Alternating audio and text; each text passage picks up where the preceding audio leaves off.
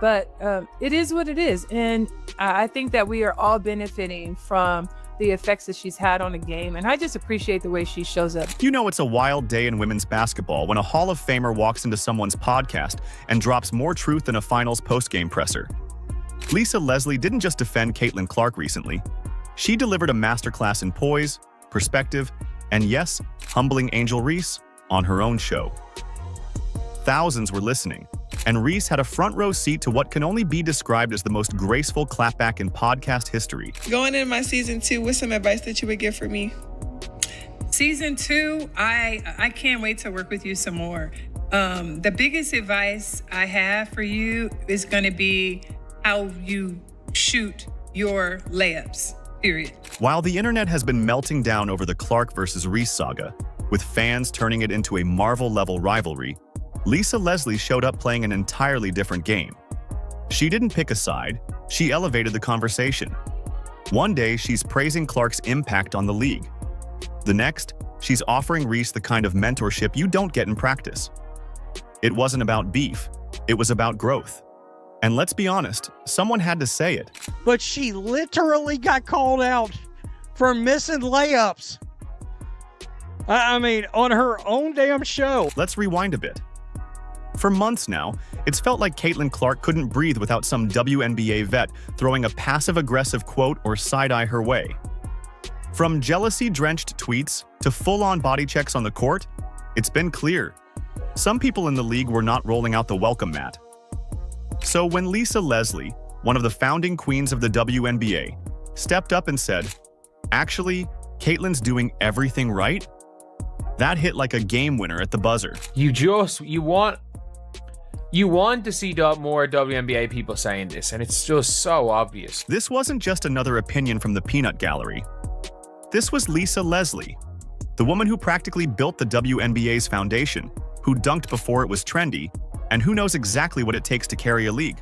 So when she says Caitlin Clark is the real deal, people listen. We have to understand that when one player eats, we all eat. And as we all get more opportunities, it just opens it up for everyone else. And I think Caitlin has said that even herself in certain interviews. And I love that. I love that she's not the player who's like, it's all about her. It's not. She's giving love and homage to those of us that have come before her.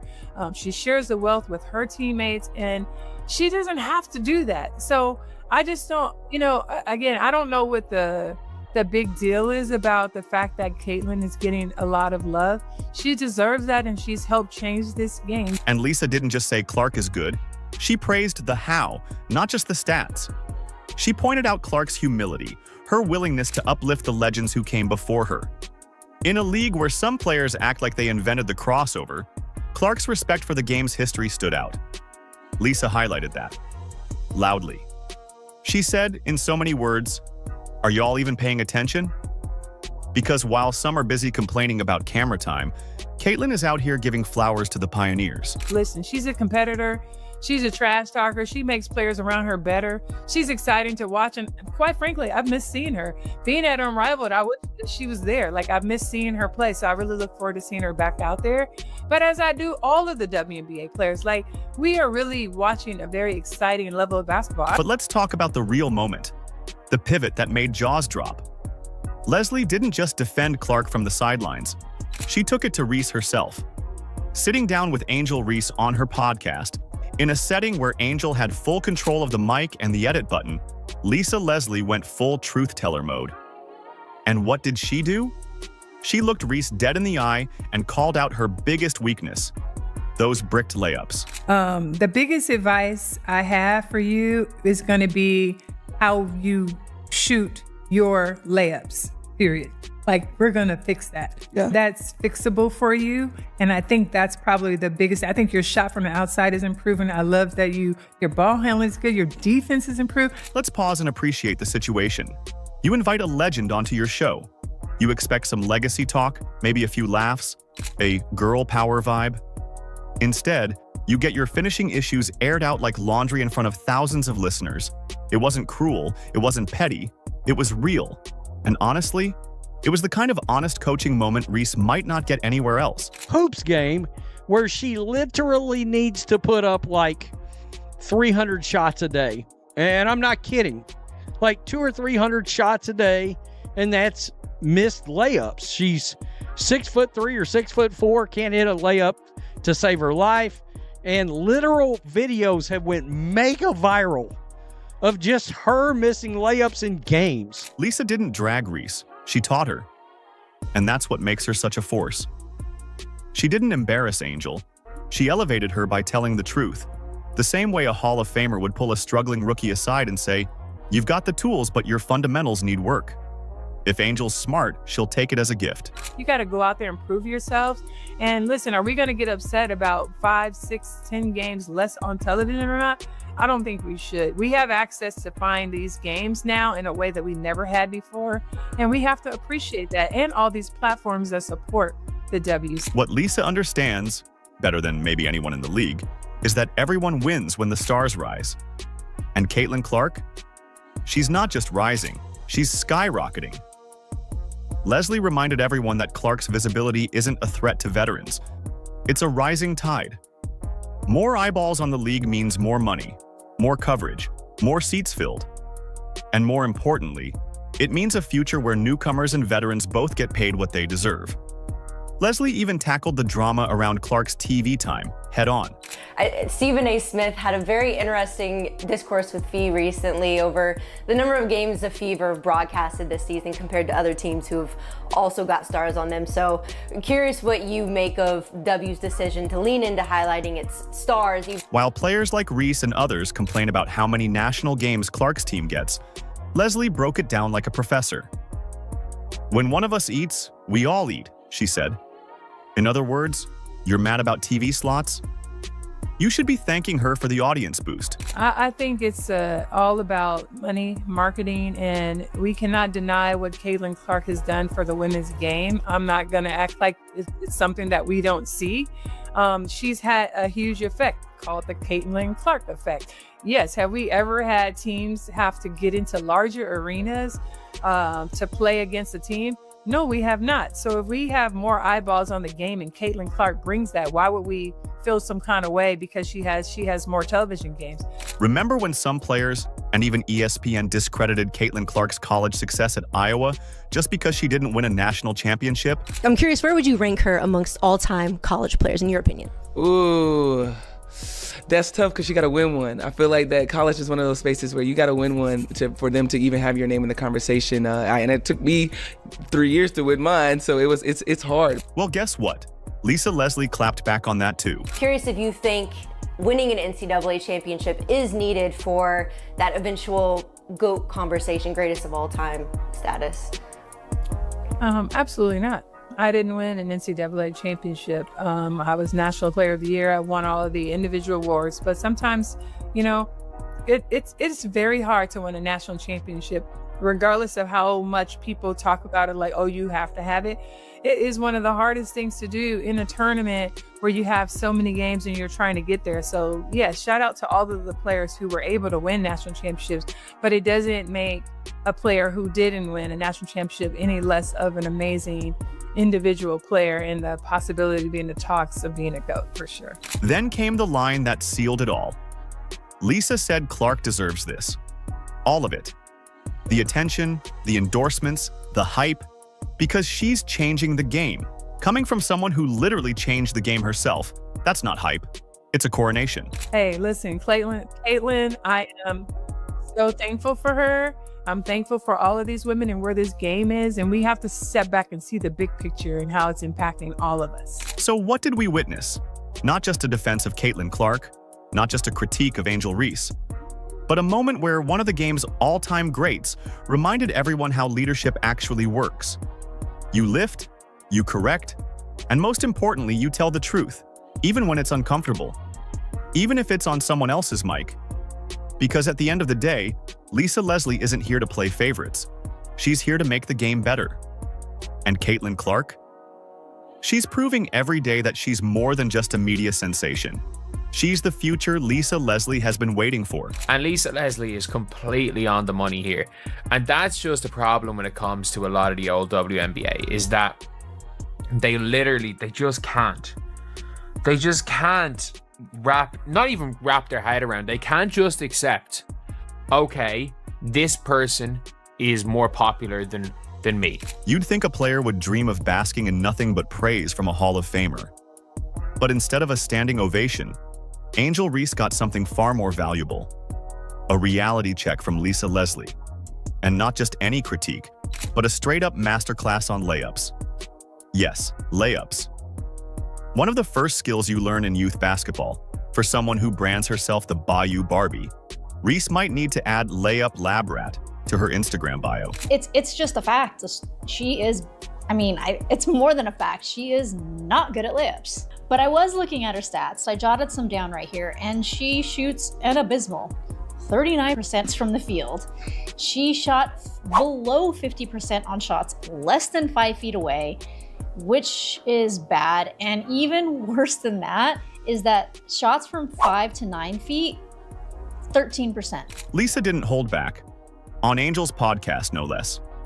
She went right for it, in the nicest, most big sisterly way possible, highlighting the elephant in the paint. Angel Reese's finishing struggles at the rim. And this wasn't some advanced analytics breakdown.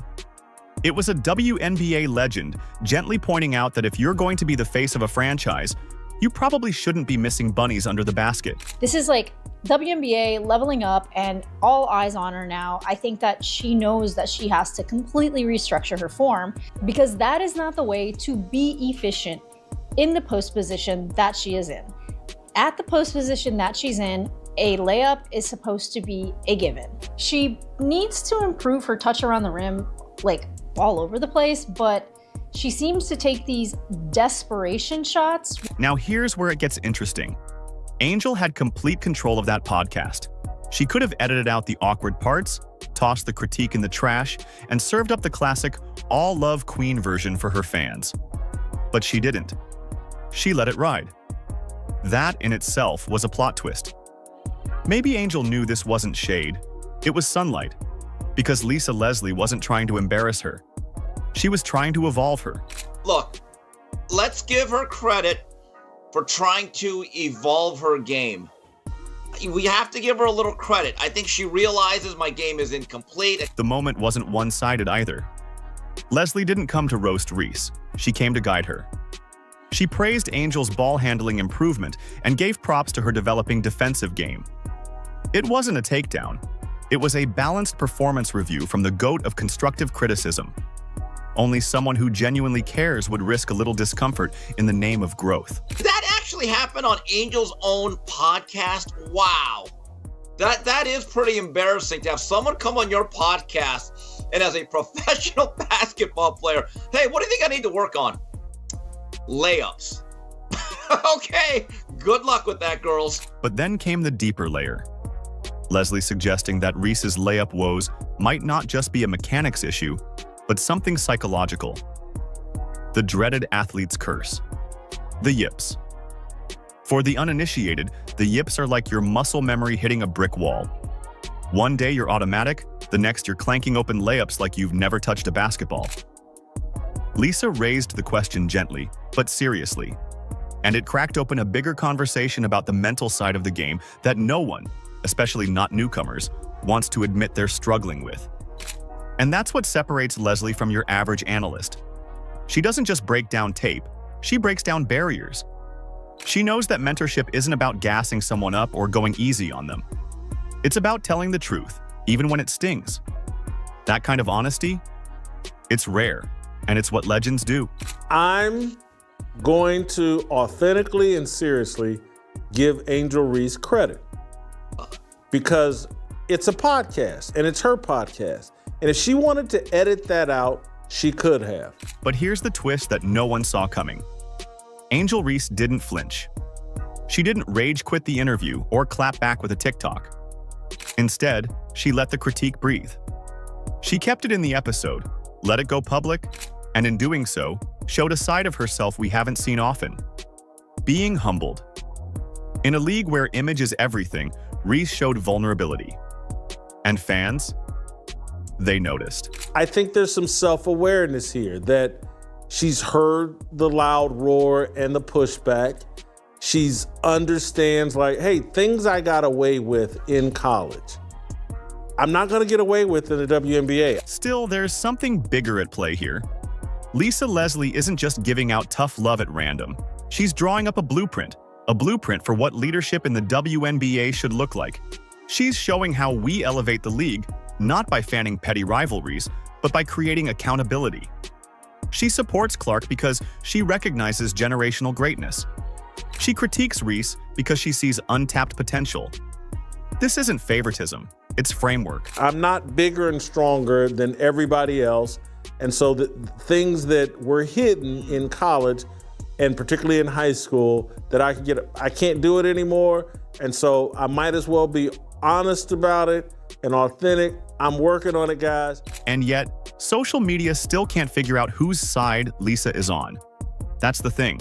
Leslie isn't playing favorites. She's playing the long game. She's trying to build something bigger than viral moments and petty feuds.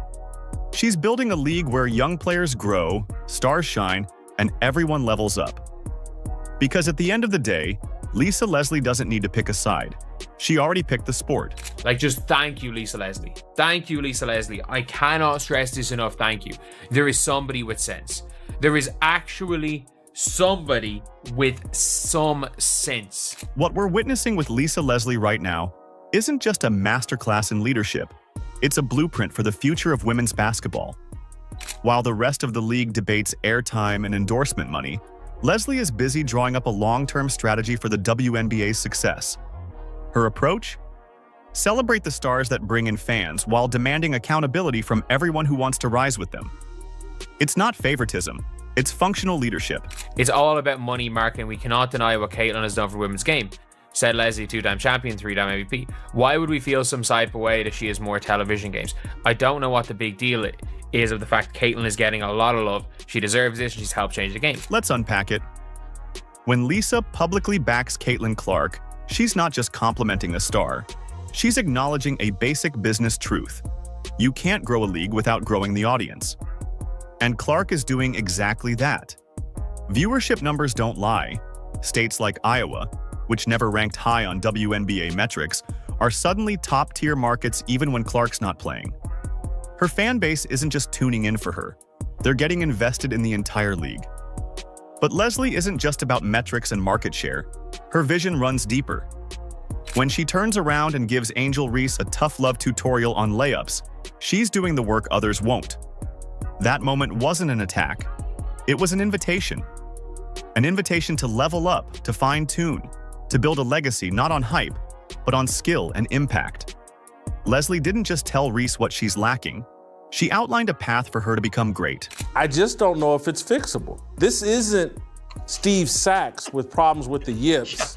The yips. This isn't a golfer with the yips on a golf course. This is, if you make it to age 22, 23, and you can't shoot a layup. And that path? It might not look like Clark's. That's the genius of Leslie's mentorship. She suggested Reese lean into what makes her unique: rebounding, defense,